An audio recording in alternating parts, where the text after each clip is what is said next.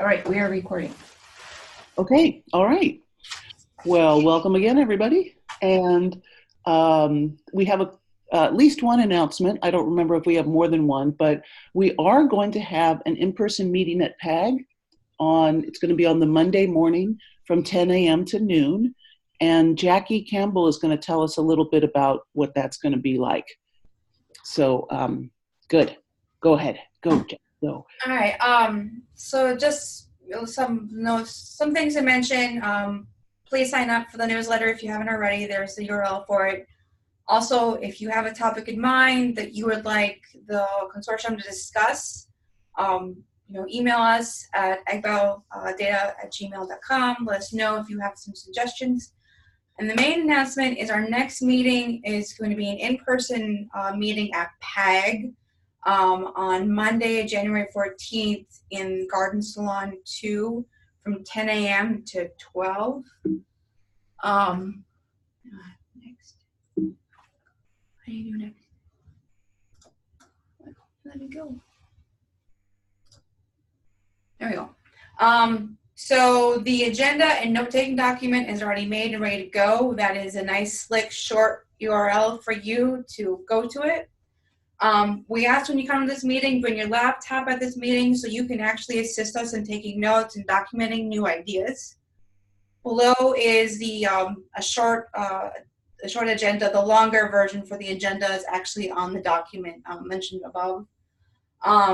And we're going to be really good about trying to keep this at 15 minutes, 10 minutes, so that we can actually be more efficient in the 2 hours that we have. And at the very end of our meeting for 35 minutes, we have a general discussion about everything. But one of the new things we want to do is introduce the new working groups.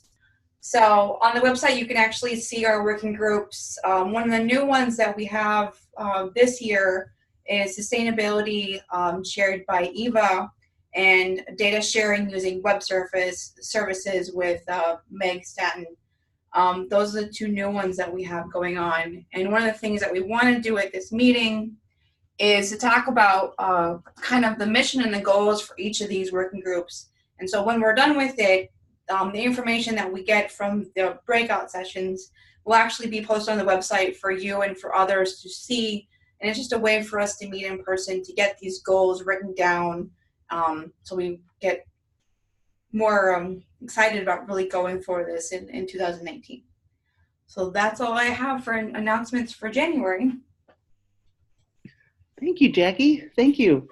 And also one of the things that I am interested in are these monthly webinars serving all of our needs? Do we want to have some discussions every other month, or we'd like ideas for speakers and that sort of thing? So be thinking about that. So then, are there any other announcements? I don't think so. Lisa, just quick note. This is Marcela from Gamin. Hi, Marcela. Just to let you guys know that I will be attending PAG, and so we have that booth. So anybody, I don't know if it has been officially announced. I haven't gotten an email, but anybody that is willing to join, we will have a booth 6 November. And we have a banner, and you can bring your pamphlets, brochures, whatever you like to present to have exhibit. Yeah, thank you, Marcela. I think Shushma is going to send out Shushma and Pankaj, I think, are organizing the booth this year, and they'll send us out something.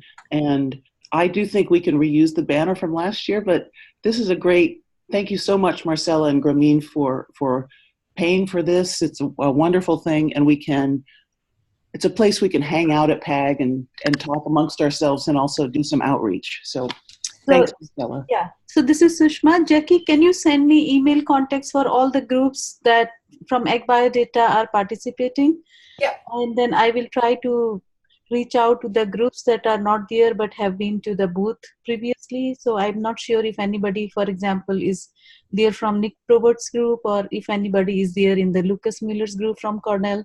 Mhm. So I will inquire with them if they like to be part of the booth again. Okay, that sounds great. Yep, I will Yeah. send you that email list. Yeah, thank you And very much. let me This know. is Sorry, go ahead. this is Pankaj here. So I think Marcella has organized some of the furniture and things that we would need, a table and a chairs. Do we need any other things like big monitor or anything? Normally we don't. We have people bring their own laptops for if they're going to do demos or things like that. Yeah, if you could bring an extra laptop, that would be great, because so people can have slides, a slideshow going by. Yeah, that's what I was thinking about, having some small monitor or something that just keeps rolling some of the slides from all the AgBioData partners. Yeah, Great. we already have all those images. They're actually on the website right now. We have a slideshow of all the websites. So I already have all the images. So if we want to do that, it'd be easy for me to make that, and we can go forward with that.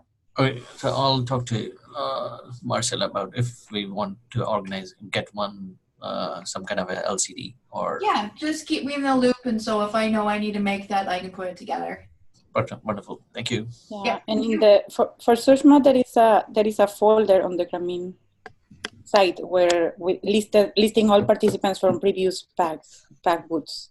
Yeah, I have that also things, but I just want to see if there is some group that has come into AgBioData and we didn't have them previously. So I will consolidate that and then share that Excel sheet with everybody.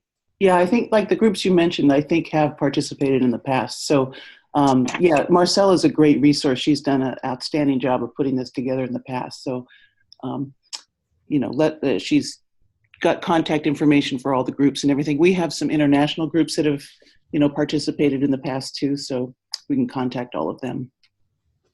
Awesome. Yay. Anything else? I think our workshops that we are organizing at PAG are almost getting ready. So as soon as we have all the abstracts and things, we will start sending out. I'll send the write-ups to, at least from me, there are I think 2 or 3 of them. I'll send it to Jackie for putting it on the website and announcing it through the social media. Sounds great. Thank you. Mm-hmm. Yeah, and Jackie has a list of all of us presenting there. So we can all go to each other's talks. Okay, well then without further ado, I'm going to introduce Jim Wilgenbush. Did I say that right? Oh my God. Great. Yeah, yeah, Lisa, it's a mouthful of a name. oh, I'm sorry. No, you did great. Jim is the Senior Associate Director at the Minnesota Supercomputing Institute at the University of Minnesota. And he is or was the head of the G.E.M.S project. And I heard a talk from him in Nebraska recently, and I thought it was very interesting. And he will talk to us about the G.E.M.S platform. And take it away, Jim. All right, thanks, Lisa. I think I'm gonna just bring up the slides to share with folks, and we'll do just a check to make sure everybody is seeing the same thing. Is that visible to everyone? Yes, yes. Yes. Great. And it's full screen. And so usually we're all muted, so sometimes it takes us a second to unmute before we respond. So. Yeah, so I really appreciate everyone being here and understand that, you know, this is a sad day, but also one for us to honor President Bush. And so many folks are not here because of the federal holiday, but at the end of this deck, you'll find my contact information. And so if you weren't able to make it here live and ask me questions, or if something comes up after this meeting, by all means, feel free to reach out to me and ask questions. For those of you who are here live, at any point, I'd be happy to answer questions as we go through the deck. If any come up, just shout out and I'll stop to answer those. So as Lisa mentioned, I'm involved and provide some leadership around building this platform that we're calling G.E.M.S. And that's what I want to sort of bring people into to see what that platform is about, sort of what motivated it and so forth. And then hopefully we'll have some questions come out of that. A little bit about me first. I'm currently leading the Minnesota Supercomputing Institute. We're a fairly large institute that serves about 6,000 active users that sort of fit into about 850 research groups, most of whom are actually here at the Twin Cities campus of the University of Minnesota. But we do serve all of the University of Minnesota system campuses, as well as a number of other educational institutions in the state of Minnesota, as well as having private contract relationships with industry in the state. Also sort of related to this conversation, I'm a member of the Big Data Hub Cyberinfrastructure Working Group, and I represent the Midwest Big Data Hub. Before coming here to Minnesota, I was Director of Research Computing at Florida State. My background is actually in bioinformatics. I do and have done a bit of software development, and then even before that, I was sort of more specialized in terms of providing phylogenetic support at the Smithsonian Institution back before 2001. So what's my link to digital agriculture? Well, the agriculture part, I think like a lot of us, I could look back and see that my great-great-grandfather, was a farmer.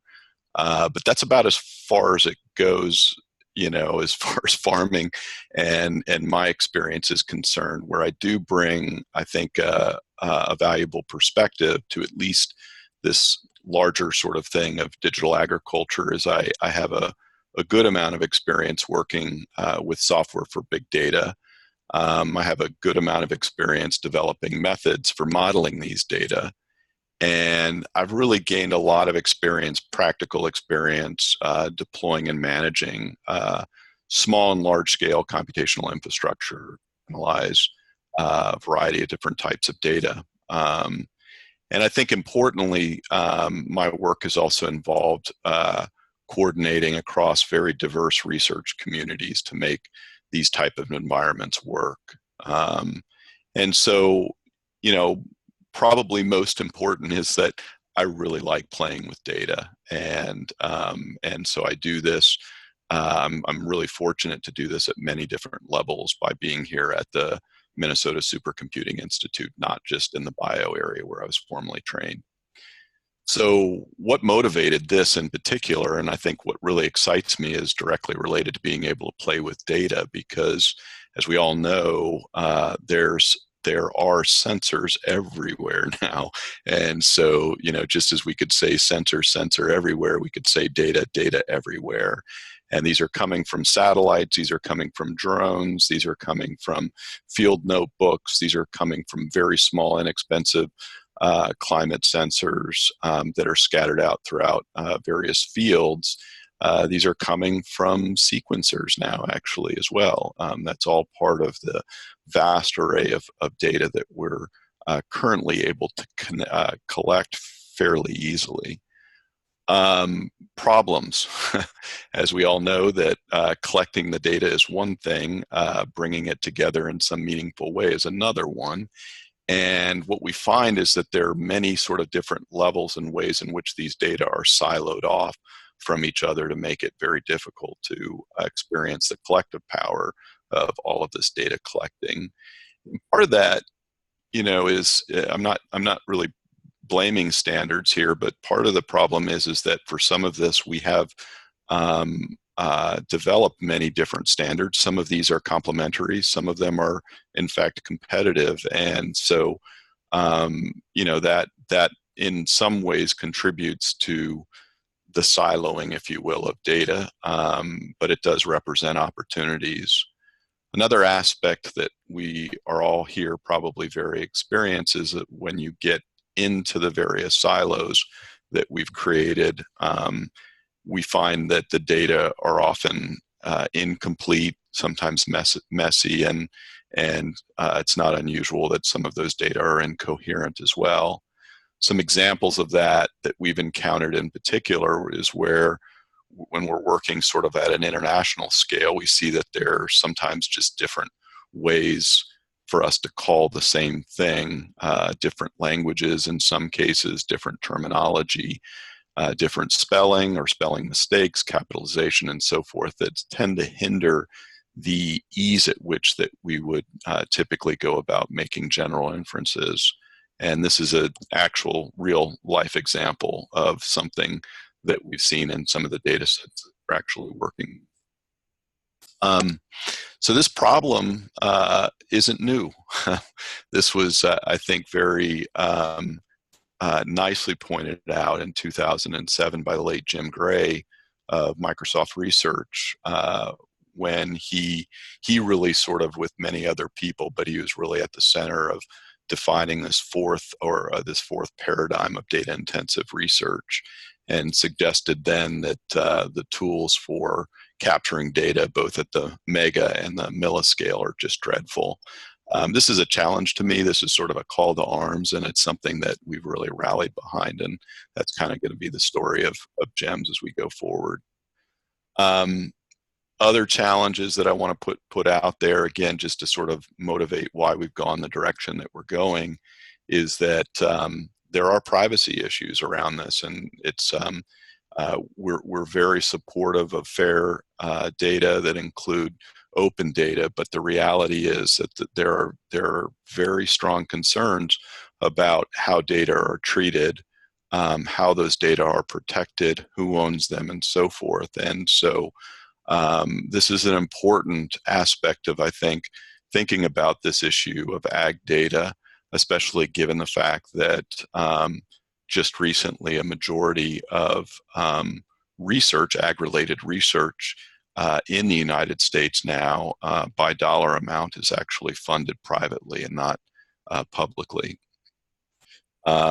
We are very sensitive to this from the standpoint of working with data at the University of Minnesota, where, for example, protected health information, we have something like HIPAA at a federal level, beginning to make clear, or at least sort of enforcing rules around how specifically those data are treated.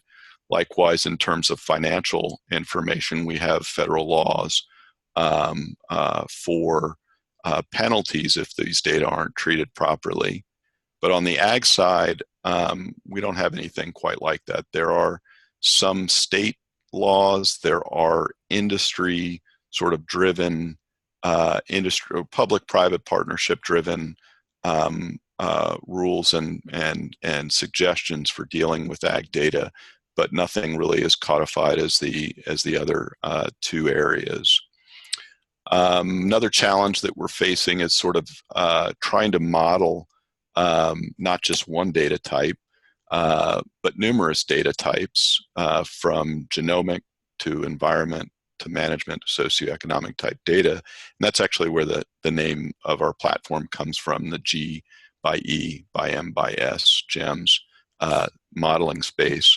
But then we're also really interested in doing this over space and time.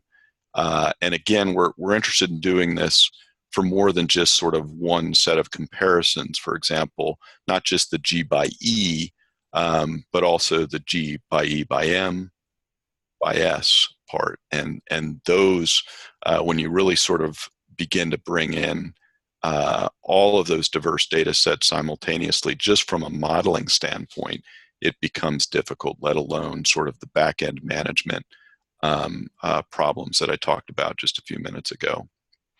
So, where there are challenges, there are also some big opportunities. And the way that I've begun to look at that, as well as other members of the G.E.M.S team, is that there are sort of two components.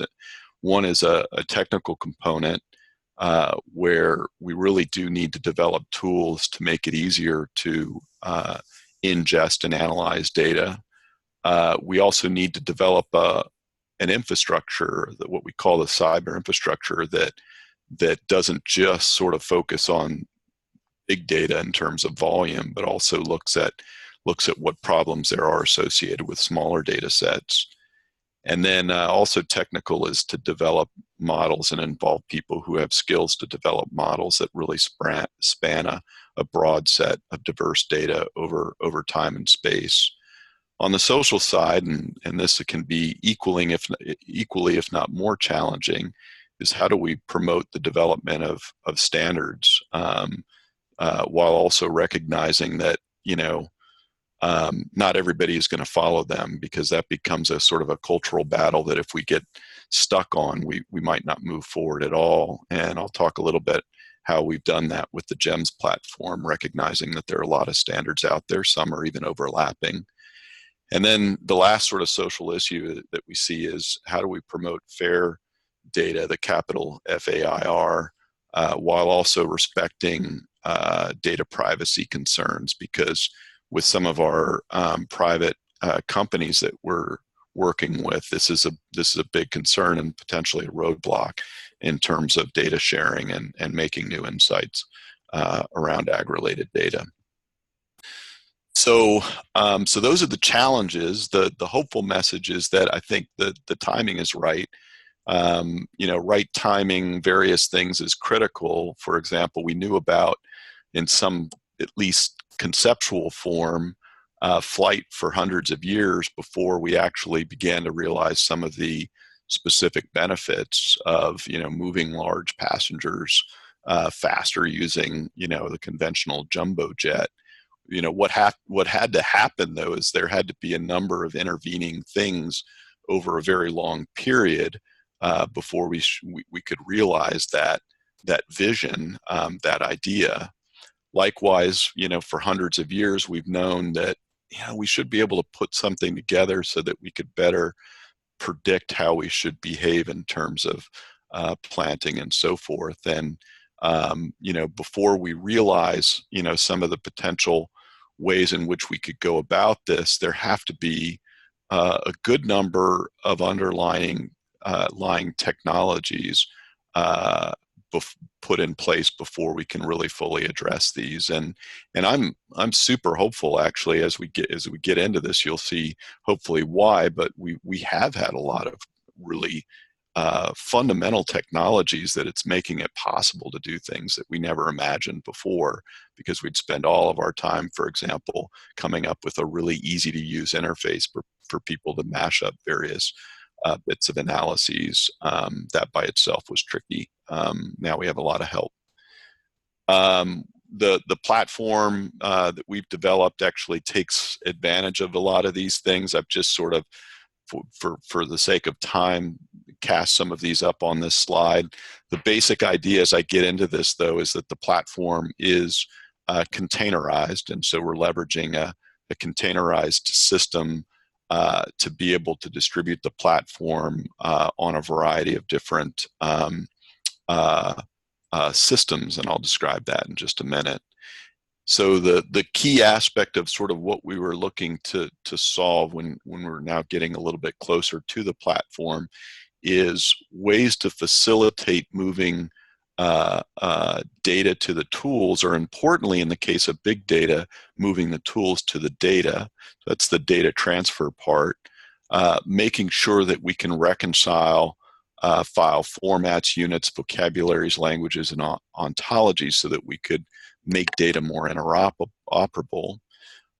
Really important also is facilitating access to complex software. That we've all been in a place where we spend weeks or months trying to just get some new analysis package running on our platform so that we could use that against some of our data.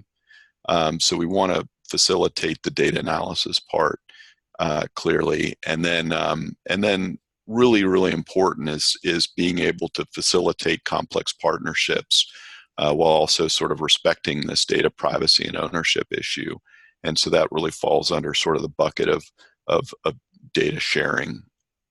I alluded to platform portability, and what I mean here is that the principal design concept as far as a larger platform, other than addressing those issues in the buckets that I just mentioned, was really making sure that whatever platform we create could run not only on clusters or servers up in a data center somewhere, but that this platform could also run on a workstation, on a laptop, and can run on these resources, whether they're running, Microsoft Windows, Linux, or Mac OS. And so these have been really key considerations as far as us moving forward. And you can imagine, if you sort of looked at those three platforms, why it would be that you would want to have that degree of portability. Fairly obvious from the compute standpoint is that many of these analyses actually are big, and that they do require high performance computing and possibly the parallel capacity of capability of some of these sort of more standard configurations. And also many of our analyses now actually take a long time to complete, which is not practical for a desktop or a laptop to be able to do. As far as the workstations are concerned, really one of our realizations as we've gotten further into this is that this has been important as far as how do we deal with particularly sensitive data, where we've worked now with companies in the ag space who will not allow data to come outside of their firewall. So in those cases, we've been able to move the platform into the network space to ensure that the data are safe within the company environment. Then as far as the laptop, the key sort of driver there is that most of our developers want to be able to, wherever they're at, get access to the latest code and be able to work on that wherever they are. And so we're able to do that. I run G.E.M.S on my laptop, and I'm able to do development work on my laptop, as are all of our developers. So that's going to be a key component of this platform going forward. So our specific contributions to this space are really around this G.E.M share bit. In particular, the G.E.M, the smart sharing, gives us really fine-grained control over who sees what and when. I should really revise what I just said. It gives the data owner fine-grained control over who sees what and when. Also key to our contributions is we have a way to version data, so that as data become derivative from some original source, we can checkpoint that data, and those become a permanent part of the record. And there are various ways that we're working with our libraries right now also to be able to mint on the platform DOIs for those various data products throughout the process. We really need to be able to support this concept of open, completely open, private, where it might just be a single group, but then also pooled data, where a private group could create an ad hoc group to be able to work with before those data are made more generally available. And then, ways to sort of share those results are also what we've been focused on. The G.E.M.S tool aspect is also a unique contribution of ours, specifically by providing easy-to-use methods for cleaning up messy data. This also includes contributing to the metadata that may or may not exist with existing data sets, to intelligently impute where there are missing data, specifically when we've gotten data that have no lat longitude. Often we're able to take namespaces and at least give an approximate lat longitude for data that have been given county information or city information. Enabling data interoperability, a lot of that is through enforcing some amount of metadata before the data are actually committed to the repository. And then we've specifically begun developing methods that actually span the G by E by M by S space, which has been challenging, but actually quite a lot of fun.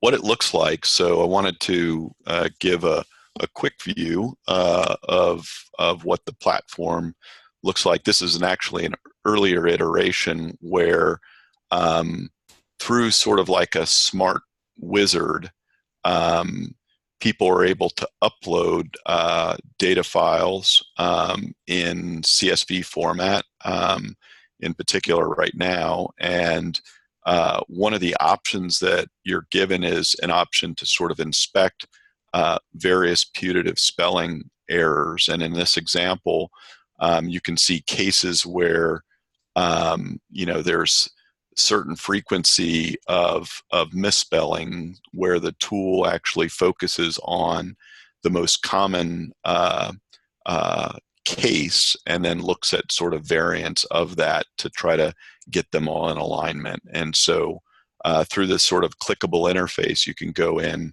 and begin to do some basic cleaning of the data that we all sort of see when we start working with actual real data. And so it's sort of more of a guided cleaning step. The other sort of key screen that I wanted to share was, and this actually, this interface is greatly improved just over the last 3 weeks. But we do identify or make an attempt to identify currently used agriculture and otherwise data dictionaries or ontologies. And so we do that by essentially just looking at the heading and seeing whether this appears to match with some of the current ontologies that are being used. And I think we support right now 11 different ontologies. And if it incorrectly identifies one, then you can, as the pop-down menu there sort of shows, you can actually force it to accept another one if right. Some examples of GEMS at work, sort of on a regional level. We have a project right now that covers the G by E by S space. The project we're calling genomes to growlers, and as the name implies, we're looking at ways in which we can sort of better predict suitable environments for barley growth, specifically for those groups that are looking at sort of locally sourcing barley for primarily beer production. And so this has been a growing collaboration that is actually a lot of fun from the standpoint of just me being a fan of beer, I guess.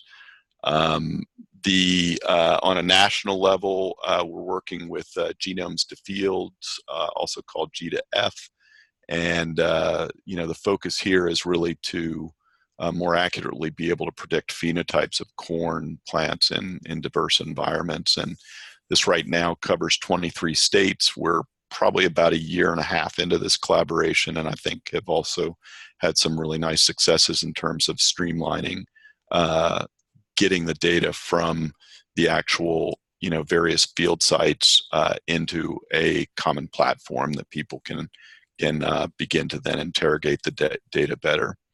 On a global level, also sort of spanning the G by E by M space, the entire space, we're working right now on a project that involves multi-peril risk analytics.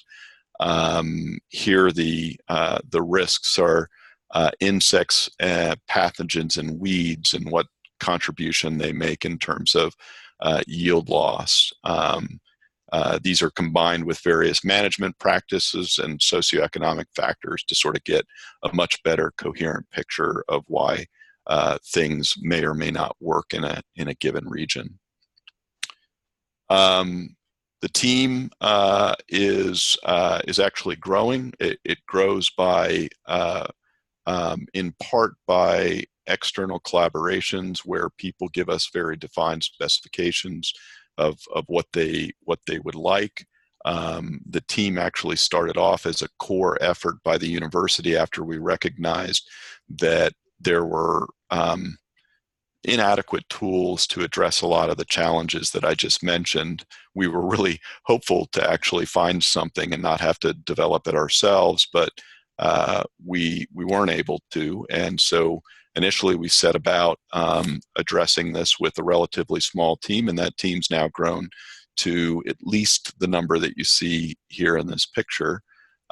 We actually have an area over in the Cargill building on the St. Paul campus. It's a silo-shaped building, and so instead of, it was previously called the granary, and now we've collegially call it the brainery, where we all meet on a bi-weekly basis to address larger issues that span sort of cyber infrastructure and actually the application of various models related to ag. A lot of this, again, what's important to recognize is that we're not developing this in a vacuum. The real impetus behind a lot of this was first, again, driven by people who are trying to get stuff done. And our initial effort, going back to actually really 2015, was to find suitable tools that we could use to address some of these problems. And since then, this working group really has pushed us further into developing what is now G.E.M.S, the standalone platform that can more generally address ag innovation through sort of making these data, these diverse data sets more interoperable. In particular, IAA does a number of things. Giving advice and input is key on that list. And really having this close connection to this international group, it also ensures that we're actually solving real problems and not just sort of inventing infrastructure for the sake of infrastructure development. A lot of this collaboration is across the pre-commercialization space, which makes it easier for us to work with broad groups of people. We're actually planning, well, you see the numbers on the IAA 3.0 meeting. We're currently actively planning the IAA 4.0 meeting, which we hope will happen also probably in the spring timeframe of 2019. Being at a university offers some great opportunities as far as training and workforce development. We actually had a program in place called BICB, and BICB standing for Bioinformatics and Computational Biology.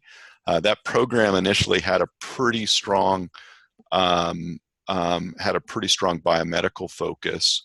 But we have now formalized a relationship with the BICB program to actually include students working in the food and ag space. And so we're really excited about this.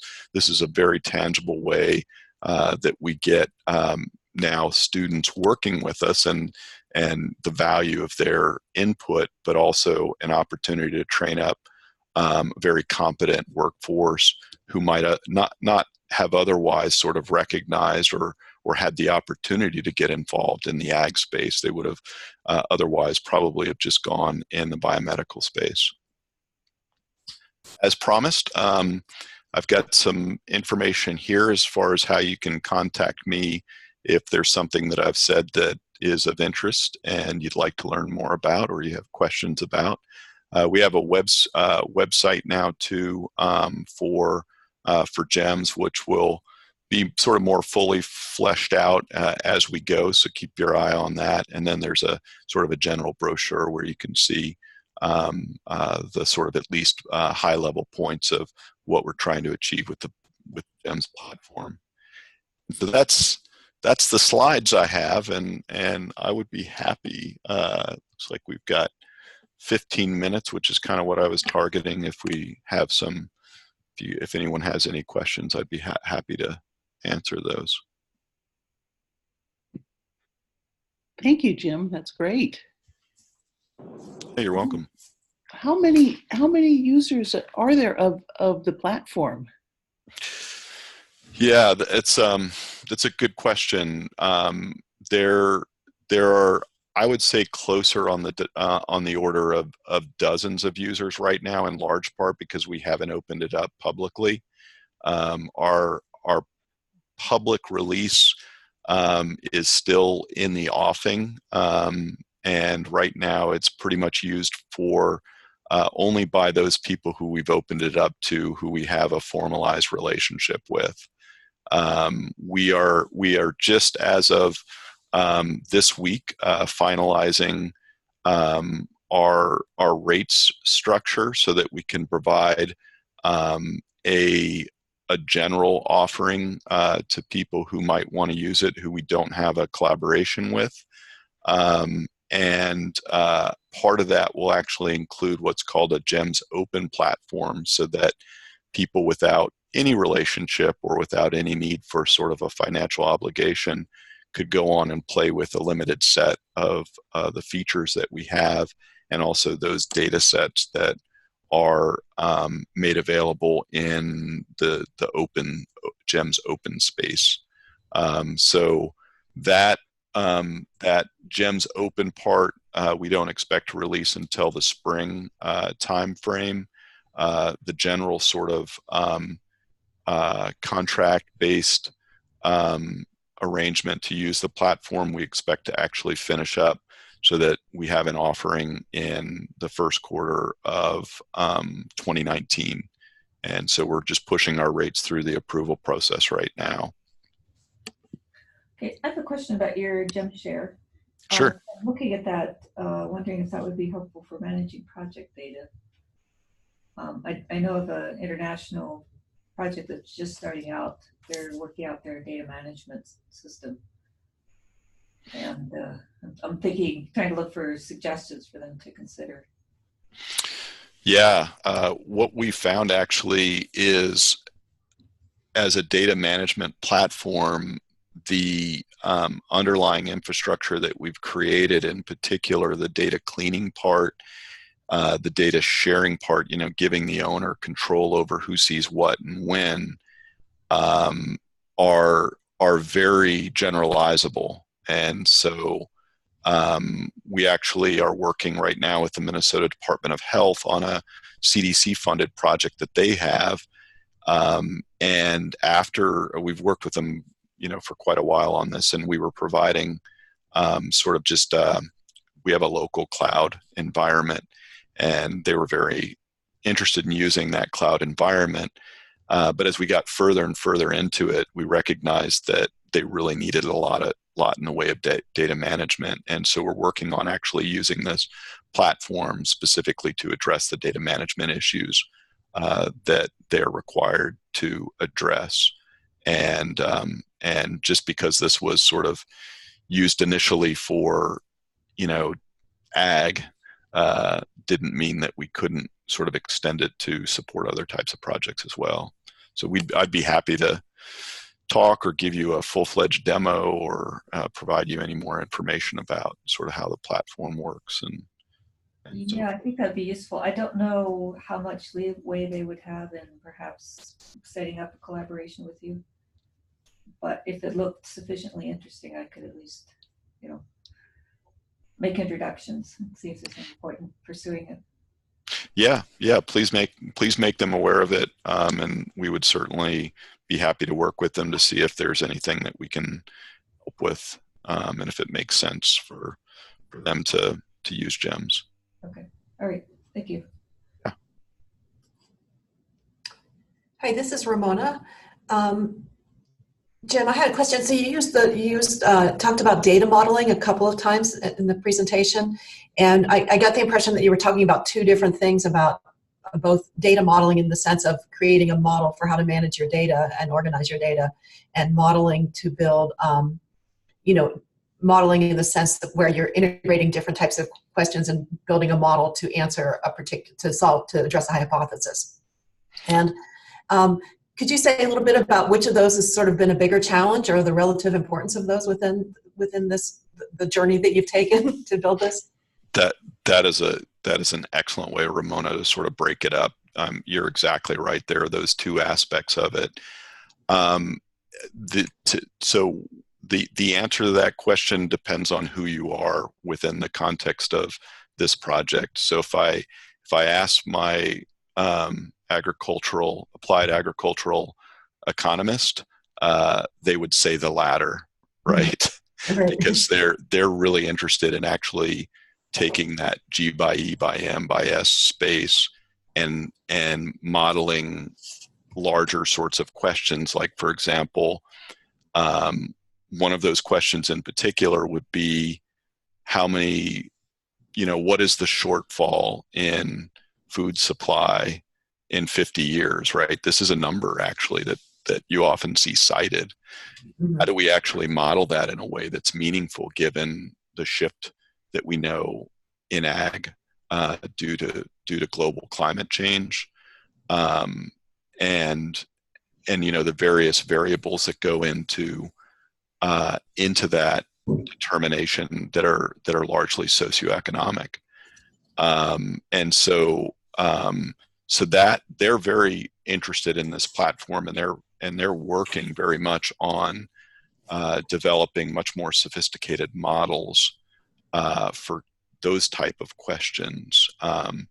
My personal perspective is sort of more modeling the data so that the platform in general can be useful, and this is I think the sort of cyber infrastructure focus on how to do that, and how to do that in a generic enough way that we can better sort of support a broad set of research projects instead of just developing something as a one-off. And yes, that's where I spend a lot of my time and thought as well. And so I'd love to catch up with you sometime and talk about ideas. Absolutely. I mean, because I think that modeling the data is kind of a key step to support the kinds of research models that scientists need. It makes it easier for them to build their models if they're able to get to and find the data that they need. Yeah, and where are you at? What is your affiliation? I work at Cybers. I'm at the University of Arizona, but Yeah. Okay, excellent. Yeah, so I'm very familiar with the Cybers project. Yeah, I figured you would be. Yeah, and I mean, I was at their kickoff meeting back years ago, and I was at some of their early sort of meetings, and there was one in Las Vegas, I think 2 years that was before my time into the project. But I know a lot of people who are working on this, and happy to talk with you more about what Cyverse is doing, because we looked very carefully at Cyverse, which had originally was everybody I think here might know, but it was originally called iPlant, and it was an early project. It's probably about 13 years old now, I think. We're in year 11 right now. 11, right? Okay. And so as iPlant, it was just really ambitious, and they've made huge advances in terms of specifically focusing on development of cyber infrastructure that could be used for a broad variety of problems. And they developed this concept of sort of the discovery environment, right, was first used, and the idea was really to be able to use these emerging web technologies to mash up a variety of different tools without putting a tremendous amount of overhead on the end researcher, and then having the ability to recycle those tools in unexpected and interesting ways. And so we got a lot of inspiration from what Cyverse is doing now, and still see a lot of compatibility with Cyverse in terms of some of the tools that we're developing as well. Well, I wasn't fishing for compliments. No, I mean, so we're facing a lot of the same issues, and so it's always great to hear someone else, really recognizing the challenges that we're facing, that sometimes our users don't necessarily see these challenges, and clearly you're aware of them on a day-to-day basis. So it's great. Thank you. Yeah, you're welcome. Any other questions?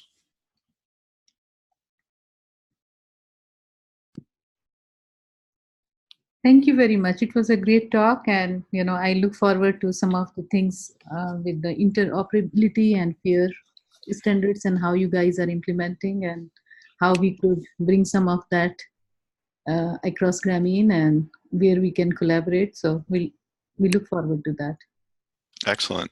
I should mention also that I wasn't able to make it to PAG this year, but Kevin Silverstein, he's our operations manager for the G.E.M.S project, will be there, and he's giving a number of talks, and I'm going to be sure to ask him as his time permits to make it to your working group and have him introduce himself to folks there. But Kevin Silverstein will be giving a number of talks at PAG and can actually give you a better live, possibly, perspective of G.E.M.S as time permits. Having kind of targeting 30 minutes here, I was a little bit nervous about trying to do a live demo without giving a little bit more background as far as where we are and why we did what we did. Is Kevin going to do a live demo at PAG, do you think?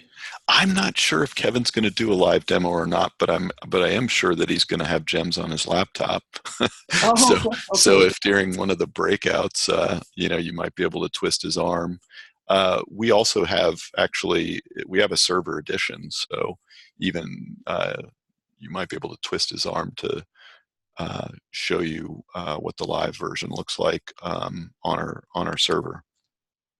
Gosh, our AgBioData booth is a nice place to do that. We could maybe set up a time to meet with him. Yeah. I will prepare him for that so that he can carve some time away in his schedule for sure. Yeah, can you send me his contact information and I'll try to set up a meeting with him. Yeah, I'll make an introduction, Lisa. Thank you. Hi, Jim. This is Pankaj from Plantium. I remember we met a few months ago at the Ontology meeting. Yeah, how are you doing, Pankaj? Good. Thanks for giving us a nice tour of the facility there. Yeah, my pleasure. Quick question on ontologies. Thanks for mentioning that. We wanted to see, there are a lot of data sets that you the folks are uploading or presenting the data on G.E.M.S. Obviously, they are using some ontologies, but not a whole lot. And sometimes they do find that their ontology terms are not good enough or they are not available to match their descriptors. And I was wondering if we can build some partnerships over there to see if we can get a feedback from your system so that we can enrich the ontologies, and then in return, then you always, when you fetch those ontologies back again, either through APIs or remotely, or even in bulk uploads on your system, then at least those deficiencies are taken care of. Yeah, so would these feedbacks come in the form of like if we get a support ticket from somebody that says this didn't work, or do you envision using something in a more sort of machine to machine? I think it can be a mix of both. Mm-hmm. Because oftentimes as they are typing, they are or bringing in the data, there is some automatic suggestion for them.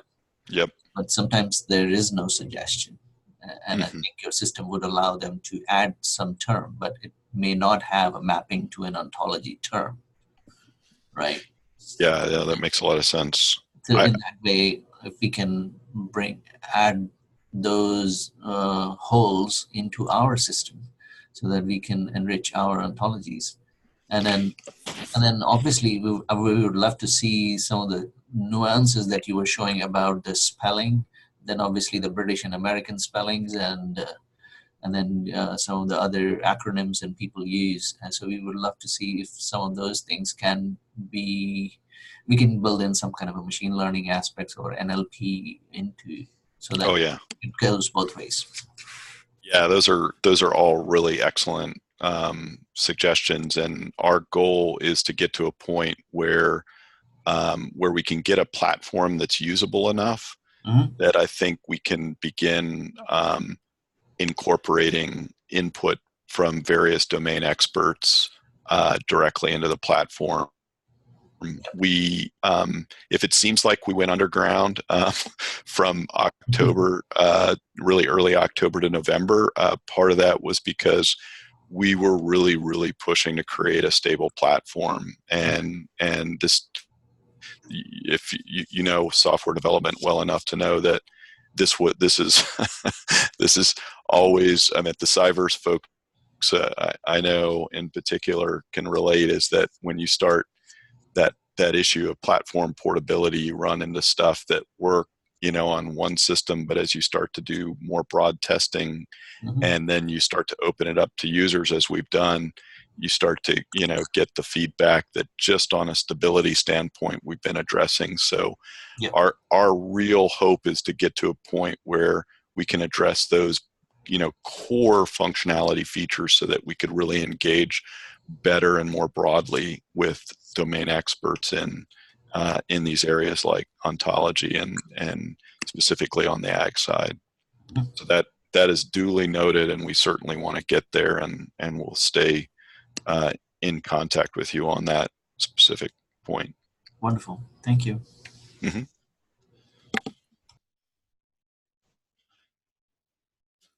Great. Any other questions, comments? Wow, we're just right at the time. I'm always amazed. So I'd love to thank Jim for a great talk, and we will look forward to seeing Kevin in your place at PAG, and thank you so much. We appreciate it. Yeah, thanks everyone for participating. Thank you, Jim. Just one quick question. I forgot to ask this earlier. Jim, Sure. any way that you can join the AgBioData consortium? It'd be good to have you guys as part of it, because we have allied resources as well as the actual database. I don't see why not. Why don't I, is there a membership fee? No. Oh, no, we're free. Oh, great. Then that makes it especially easy. That would be the only thing that we'd have to get any sort of approval for. So yeah, we'll send you the information. Please do. How to Thank join. you very much. Yeah. Thank you. Great. Yeah, thanks. Great. Right. Great talk. Thank you. Thank you. Okay, guys, we'll see you next month in San Diego. I hope everybody can come. Wish I was there. Yeah. It sounds great in January compared to Minnesota. It's a good place to go in January. Right. Happy holidays and Happy New Year to you all. You too. And Shushma, Likewise. can I call you? Can I call you right after this? Yeah, sure. Do you want my phone number? I'll just send you my phone number. Yeah. Perfect. Yeah, text me or email me. Great. Okay, guys. Thank you so much. Bye-bye. Thank you. Bye. Bye. Happy holidays. Bye.